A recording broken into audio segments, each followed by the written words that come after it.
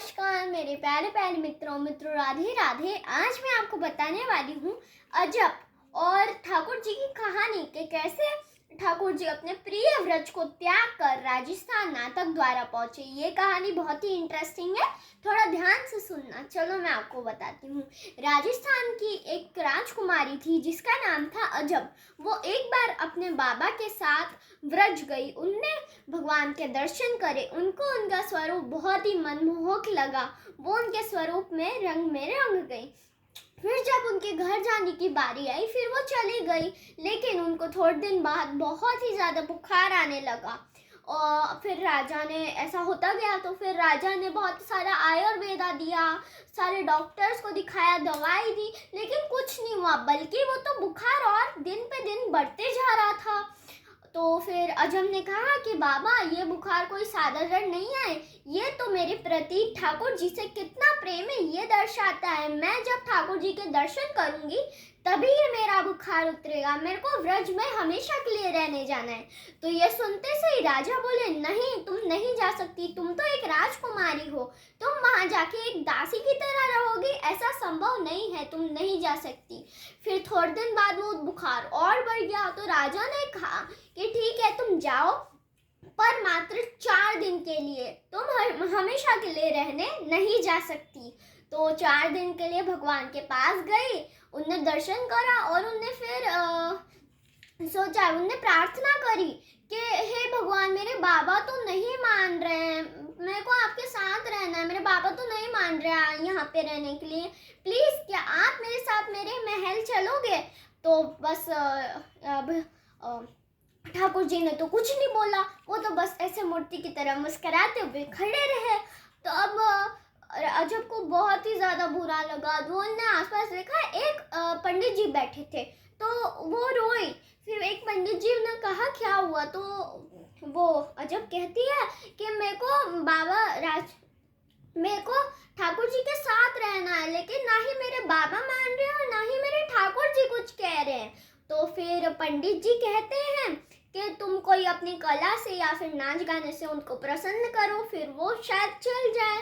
फिर राजकुमारी कहे कि मैं तो राजकुमारी हूँ, मेरे को तो ना ही कोई नाचना आता है, ना ही कुछ गाना आता है। तो फिर राजकुमारी ने याद करा कि मेरे को क्या क्या आता है। फिर उन्हें याद आया कि मेरे को तो चौसर खेलना बहुत अच्छे से आता है। उनने पंडित जी को कहा। फिर पंडित जी ने कहा, हाँ ठीक है, एक बार ट्राई करो, क्या पता इससे प्रसन्न हो जाए और आपके साथ वो अपने महल चले जाए। उन्होंने ट्राई करा, वो दूसरे दिन से चौसर लाने लगी, बिछाती और फिर खेलने लगती उनके साथ। फिर भगवान को बहुत ही ज़्यादा मज़ा आने लगा, फिर वो खुद ही प्रकट होकर खेलने लगे। और फिर ऐसे करते करते 3 दिन निकल गए, चौथा दिन आ गया। अब चौथे दिन पे तो अजब बहुत ही ज़्यादा दुखी थी, वो वापस रोने लगी कि नहीं, अभी वापस से बाबा नहीं मान रहे हैं और मेरे ठाकुर जी भी नहीं मान रहे, मैं क्या करूं? फिर वो उस दिन भी चौसर लेके गई, उनने बिछाया और खेलना शुरू करा। पर उस तीनों दिन भगवान को उनने जिताया था। तो अब चौथे दिन उन्हें समझ में आया कि जब ठाकुर जी मेरी बात नहीं सुन रहे तो मैं उनकी बात क्यों सुनूं? आज तो मैं, है ना, ठाकुर जी को हरा के रहूंगी। लेकिन उस दिन, चौथे दिन, है ना, मंदिर में बहुत ही ज़्यादा भीड़ थी। तो अब जब जैसे ही ठाकुर जी को अजब ने कहा, ठाकुर जी के तो हर रोज बूंद बूंद पसीना बहता था कि ये तो कितनी मतलब अच्छे से खेलती है चौसर, मैं तो हार जाऊंगा।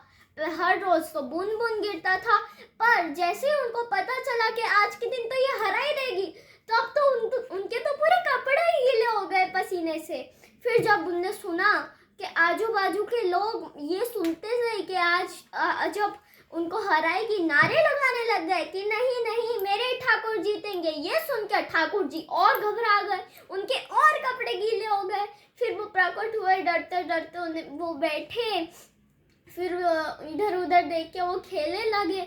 जैसे वो हारने लगी, उन्होंने धीरे से अजब के कान में बोला, अजब यार प्लीज जिता देना, देख मेरी इज्जत का सवाल है, कितने सारे लोग हैं, प्लीज अजब प्लीज जिता दे प्लीज।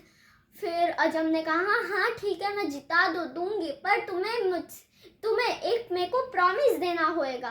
तो फिर वो इतने घबराए हुए थे कि उनने वो प्रॉमिस दे दिया।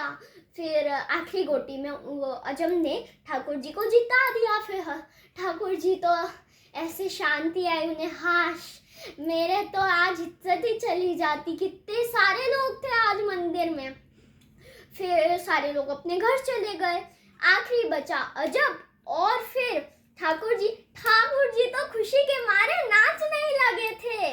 फिर आखिरी ठाकुर जी बचे और फिर अजम ने कहा, ठाकुर जी आप चलो मेरे साथ। फिर ठाकुर जी कहते हैं, कहाँ चलूं, मेरा स्थान तो यही है, मैं तो यही रहता हूँ, मैं कहीं नहीं रहता। और फिर अजब कहती है कि ठाकुर जी आप अपने वचन से मुकर रहे हो, मैंने अपना वचन करा है, अब आप नहीं मुकर सकते। याद करो आपने चौसर खेलते समय मेरे को एक वचन दिया था, अब वो वचन है कि मेरे साथ आपको मेरे महल में चलना पड़ेगा। अब वचन में बंधे ठाकुर जी अपने प्रिय व्रज को छोड़कर त्याग कर राजस्थान नाटक द्वारा पहुंचे। बस इस तरह से ही वो व्रज को त्याग कर राजस्थान पहुंचे। अगर आपको मेरे द्वारा दी गई जानकारियां अच्छी लगती हैं तो please like share and subscribe. धन्यवाद।